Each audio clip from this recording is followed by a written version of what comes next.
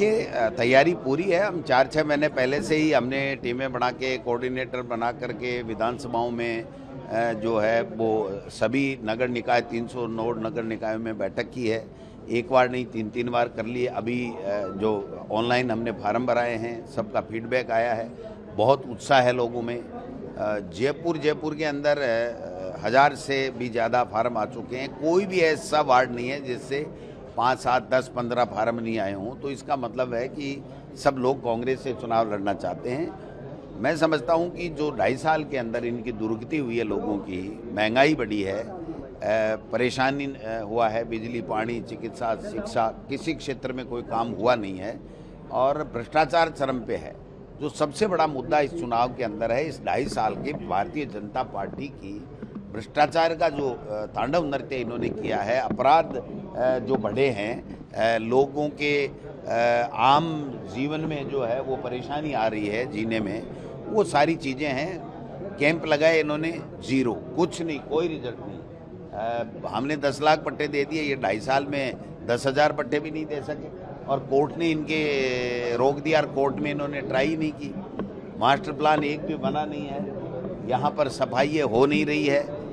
मतलब पूरे तरीके से जो ब्यूरोक्रेट्स हैं उन्होंने पूरा कॉकस बना करके इस राजस्थान को लूटने का काम कर रहे हैं। अब मेरे पास जो कल सूचना आई है कि सीएमओ में बैठा हुआ एक अधिकारी, आईएएस अधिकारी है, उसको एक टास्क दिया गया है मुख्यमंत्री जी के द्वारा कि आप भारतीय जनता पार्टी के नेताओं को पता नहीं चले, एसडीएम से पूछो कि कौन किस वार्ड में जीतने वाला है और उसको हम यहाँ से टिकट दें और उसको जिताने में आप सहयोग करो। ये तो दुर्भाग्यपूर्ण है, निंदनीय है कि सत्ता का दुरुपयोग तो भारतीय जनता पार्टी करती है, लेकिन अपने ही बीजेपी के नेताओं और कार्यकर्ताओं पे उनको भरोसा नहीं है। वो अधिकारियों के द्वारा चुनाव का सर्वे करा करके कैंडिडेट चयन करके उनको सीधी टिकट देना चाहते हैं। तो मैं समझता हूँ कि ये बहुत गलत है और ये लोगों का जो अधिकार है उसको ख़त्म किया जा रहा है। लोग इनके खिलाफ वोट दें। निगम चुनाव में रिकॉर्ड इतना अच्छा रहा नहीं कांग्रेस का। नहीं, देखिए ये गलत फहमी है। ये आप पीछे के आंकड़े उठा के देख लो। नगर निकाय में पिछली बार भी जब चुनाव थे उसमें हम आगे रहे, कांग्रेस आगे रही है। आज तो इनका सुपड़ा साफ होने वाला है, इनको पता ही नहीं चलेगा ये हुआ क्या। इतना करंट है लोगों में कि भारतीय जनता पार्टी की कोई टिकट लेने को तैयार नहीं है। इसलिए एसडीएम और सीएमओ में बैठा हुआ एक अधिकारी, मैं नाम ठीक नहीं लगेगा, जरूरत पड़ेगी तो बता भी दूंगा, ज़्यादा तांडव नृत्य होगा तो वो अगर ऐसे करके पूछ रहा है कि यार जीतने वाले का नाम तुम बताओ, तुम कहोगे उसको दे देंगे। हमारे बीजेपी के नेता तो पता नहीं टिकटों के बेच देंगे, उन पर भरोसा नहीं कर रहे हैं। तो ये पहली बार हुआ है और हमने ऑनलाइन लिया है। ऐसा कोई वार्ड नहीं है जहाँ 10-10, 15-15 लोगों ने, युवाओं ने टिकट नहीं मांगा हो। सब जीतने वाले लोग हैं। टिकट जिला स्तर के ऊपर, ब्लॉक स्तर के ऊपर, वहाँ पर सब आम राय कर करके टिकटों का वितरण हो। बीजेपी जो है मतलब अन्य राज्यों से भी लोग लेकर आ रही है प्रचार। ये तो सदाई नाटक करते हैं। वो क्या है, विस्तारक, स्वयं सेवक संघ, पता नहीं क्या क्या, ये आरएसएस के फिड़के हैं भाई साहब। अब जनता तंग आ चुकी है, जनता समझ चुकी है इनकी कि ये केवल और केवल जहर घोलने का काम, हिंदू मुस्लिम करने का काम करते हैं। इनके पास में कोई नहीं। लोग पूछ रहे हैं इनको, जो ये विस्तारक जा रहे हैं ना आरएसएस के स्वयं, उनको पूछ रहे हैं कि अब 2.5 साल में आपने किया क्या, वो तो बताओ। शहर के अंदर क्या किया, गांव के अंदर क्या किया, राजस्थान में ऐसी कौन सी पॉलिसी आप लेकर के आए जिससे जनता को राहत मिली हो, महंगाई कम हुई हो, बच्चों को कोई नौकरियां लगी हों, कोई अस्पतालों में इलाज हुआ हो, स्कूलों में कोई अच्छी शिक्षा व्यवस्था हो। आप बताओ तो सही, कोई बता ही नहीं पा रहे। नहीं भाई साहब, देश को बचाना है, मोदी जी को मजबूत करना है।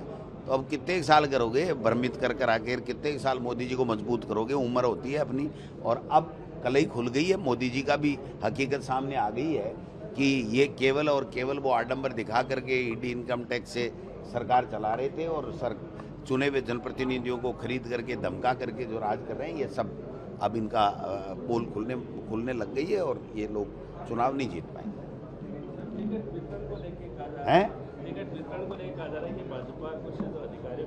हाँ, मैं कह रहा हूँ ना, मैं प्रमाणित कर दूंगा अगर आवश्यकता पड़ेगी, बीजेपी खंडन करती है तो।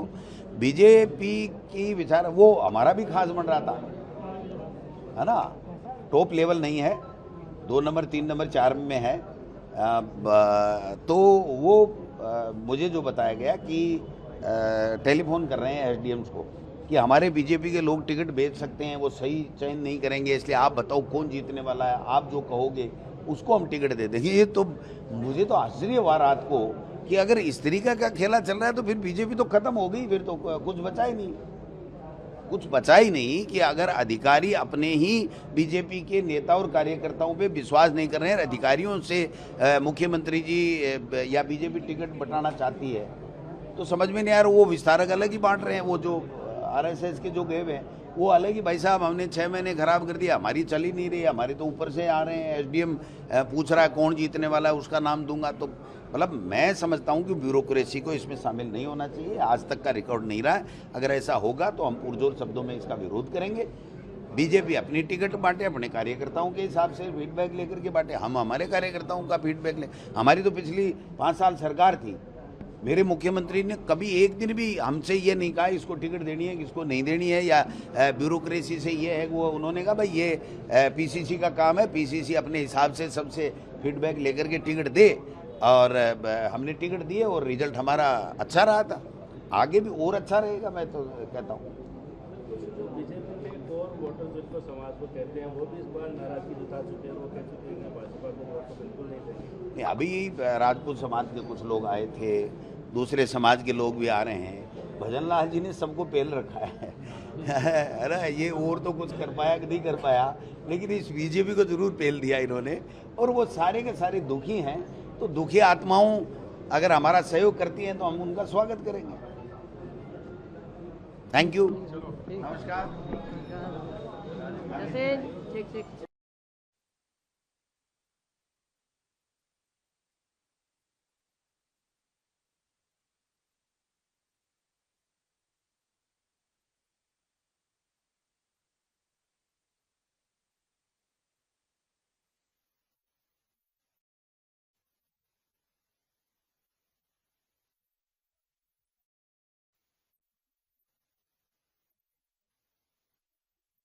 सुनो भैया, विधायक को तो जानते होंगे, सांसद को तो जानते होंगे, मंत्री संतरी मुख्यमंत्री, लेकिन अब समय आ गया है पार्षद की बात करने का।